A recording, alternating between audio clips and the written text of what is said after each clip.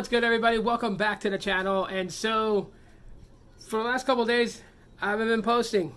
I know lots of things have been going on, but I'm gonna make up for that in this video. So in this video we're gonna have several topics to talk about. I'm still gonna try to keep it under 10 minutes, so let's just kind of jump right into the first one.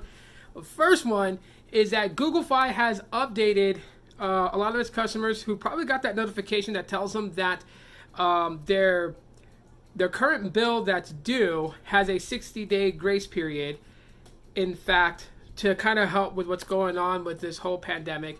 And so if you cannot pay your bill because maybe you've been laid off from your job or your hours have been drastically reduced, you have 60 days from the day the bill is owed, and that's going to continue on until this issue in the US stops.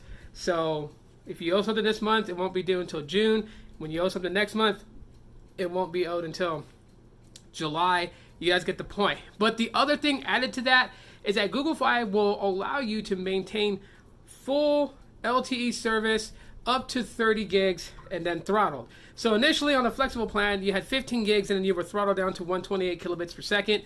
And on the unlimited plan, it was 20 gigs, I believe. They've actually extended that to 30 gigs on both, either the flexible or the unlimited plan. So they're giving that much data for you guys to stay connected to friends and family, and they are giving you a 60-day grace period. Good on you for Google Fi. Now, in other Google news, we're talking about Google Fiber, and while I was asking around if anyone heard anything else about Google Fiber because it didn't make its way to my city, I went ahead and did a little bit of research and found out the reason why here in Phoenix, Arizona, why Google Fiber has not rolled out here yet.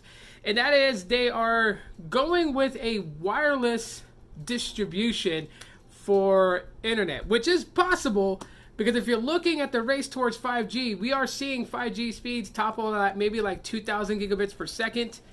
Not gigabits, sorry.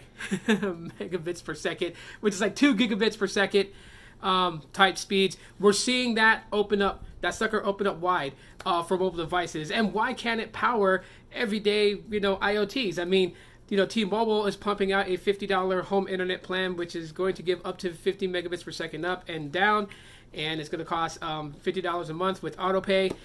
And so, yeah, if they're going to move in that direction, I can kind of see why Google Fiber is moving in that direction too, to provide internet service wirelessly as home internet service. So I will stay on top of what goes on with Google Fiber for my city here in Phoenix, Arizona.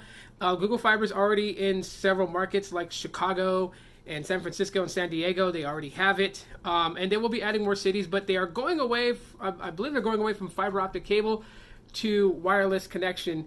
So I will read more into that and probably do like an entire video dedicated to that so I can give you the most accurate information as possible. But this is just something that I've read up on real quick and wanted to bring to you guys. And for the last one is more of like a rant. We're talking about $15 plans that's just popping out of the woodwork because of this pandemic. This pandemic is impacting a lot of things, but the thing that I'm noticing is $15 plans. And $15 for 2 gigabytes of data, sounds pretty decent. But to me, I'm always thinking, why can't this just be normalcies? Why is there little clauses in there for the next 60 days, price plan subject to change? And then there's even some that's like 2 gigabytes hard cap. Like, why even do that? If we're moving towards 5G and everyone is so interested in 5G and has to have 5G, and LTE is becoming like what 3G was when LTE came out, then what's the issue? Why is there a hard cap on a 2 gigabyte plan? I mean, there are a lot of features that Android smartphones require to have a data connection to continue to maintain. RCS messaging requires that. VoLTE requires that. Your weather app requires that. News applications that give you, if you have like a news widget on your phone, requires that. All of it requires that. So when you hard cap a 2 gigabyte plan, once they hit 2 gigabytes, it's done for the rest of the month until the next bill cycle starts. And I can easily use 2 gigabytes in either a day or two. If I really, really wanted to, I can put that much data through my phone in a day or two. So just imagine everybody else out there. The craziest thing is that we're moving into an age with 5G. We're moving into an age where data connectivity is getting more and more and more sophisticated. So for a plan like a 2 gigabyte plan for $15 to exist is actually pretty good. I would say that those would be like the best plans to give like your child with a starter phone, right? Because, I mean, I'm old school. When I was growing up, I didn't have a cell phone at 8, 9, 10 years old. Apparently today, 8, 9, 10-year-olds have cell phones now. But a 2 GB plan, that would actually be pretty good for a kid. So that way they have some form of connectivity to stay in touch with their parents, and for the parents to track their kids to know their kids are safe and wherever they are. But with a 2 GB plan, it does not need to be hard capped. Anyone can burn through 2 GB really quickly.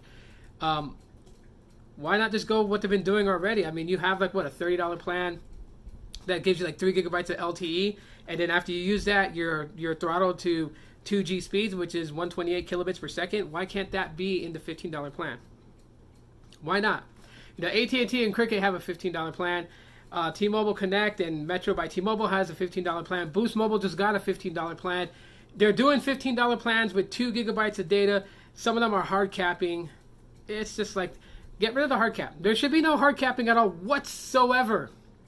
There should be none. So yeah, we'll see what happens. I'm not a fan of these $15 plans. Unless they make it, more optimal for consumers to actually take advantage of. It just doesn't really feel like that. It's a real big help. Me personally, if I was running a company during a time of need like this, where I knew that people needed to actually connect, I would, and this may sound crazy, but and keep in mind, I'm a big corporation, so I'm making billions of dollars a quarter. I would give those people on a $15 plan that normally would get 2 GB of LTE and then throttled, I would give them unlimited data, deprioritized after 30 GB of data. That's me, for the next 60 days. And then after that, bring it back down to just 2 gigs of LTE. That's what I would do, but that's just me. And maybe I'm too giving, who knows. Anyways, guys, let me know what you guys think of the three topics I talked about in today's video. You guys can do that in the comment section of the video. Smash that like button if you guys enjoyed what I had to say.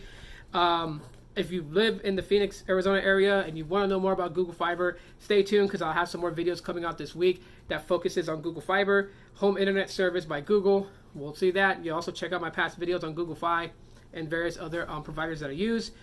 And yeah, if you just found my channel, subscribe. Thanks for doing so. Hit the bell icon to be notified when I drop videos.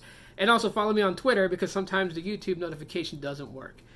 But until then, thank you guys for watching. Happy Saturday and enjoy your weekend. And as always, aloha. Let me out. I'm stuck in your pocket.